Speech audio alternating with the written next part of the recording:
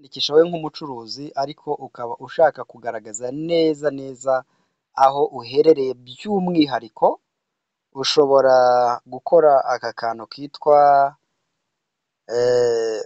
seti sera senta, ni ugukora aha ngaha ukurikije iriya videwo nakoze, ushobora gukora kuri aka ngaka, hanyuma sera senta, wamara gukora kuri sera senta hagahita haza aka kantu, hanyuma aka kantu iyo kaje urabanza kwanza ukazuminga kugira ngo uze gutikinga neza ahantu ho uherereye neza. Urabona aha ngaha turi muri Turikiya, ariko reka tubanze dushakishe yenda Kigali, nanone Kigali,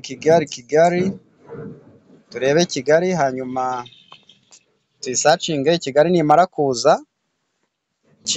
nimara kuza ihageze, uraza kubona aha ngaha Kigali.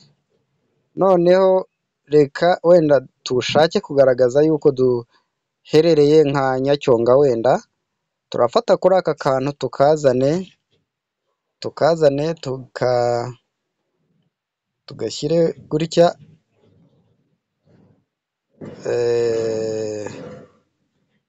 aya turakazana, reka nkwereke, uretse gafate gutya,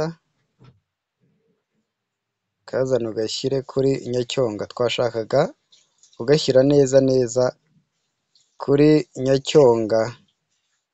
Nyacyonga yari iri aha, zamuka neza we, cyangwa kirimo kuducikara. Nyacyonga jyamo neza, aha ukagaragaza rero ko uri Nyacyonga neza neza neza neza neza neza. Noneho urabona aha ngaha hagendanye n'ibintu bigendanye n'imihanda, twari twagaragaje ko duherereye i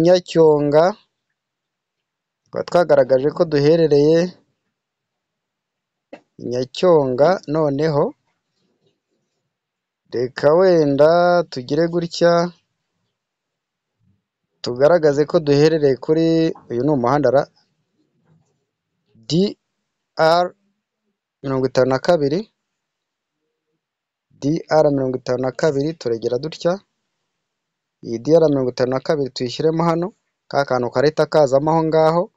Ubwo neza neza uraba uranze aho uherereye by'umwihariko.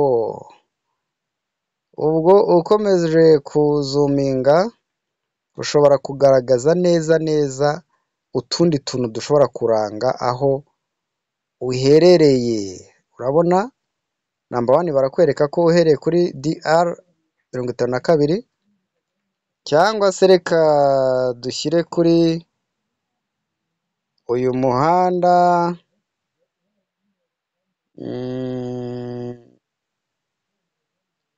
Kigali Gatuna, uyu muhanda wa Kigali Gatuna, dushyire ko ariho duherereye kuri uyu muhanda wa Kigali Gatuna, hariya Nyacyonga mu isantere. Urabona aka kantu gahita kakujyana kakakugeza aha ngaha nyine, nk'aho waba uherereye kuri uyu muhanda neza neza. Ngayo nguko, ako niko gashobora kugufasha kugaragaza aho uherereye by'umwihariko.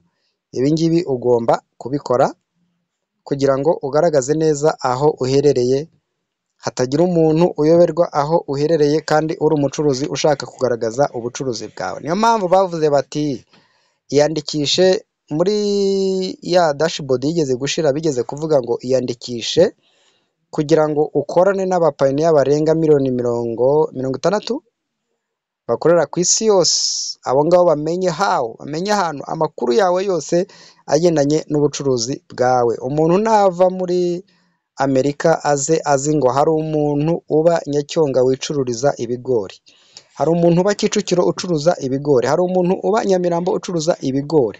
Bizinesi yawe y'ibigori ishobora kumenyekana ku isi yose, umuntu wese akaba yaturuka imahanga akaguhahira, cyangwa se mugakorana mu buryo bumwe cyangwa ubundi, bitewe na bizinesi yawe n'uko wayubatse n'uko wayikoze, ndetse n'iri koranabuhanga ririmo kugenda ryoroshya ibintu natwe tutazi gusoma, ugasanga rwose turimo tugenda dukoresha amaso n'utu tuntu tw'utumenyetso, ukabona tubigezeho neza kandi vuba. Reka mbifurize amahoro y'Imana, bayi bayi.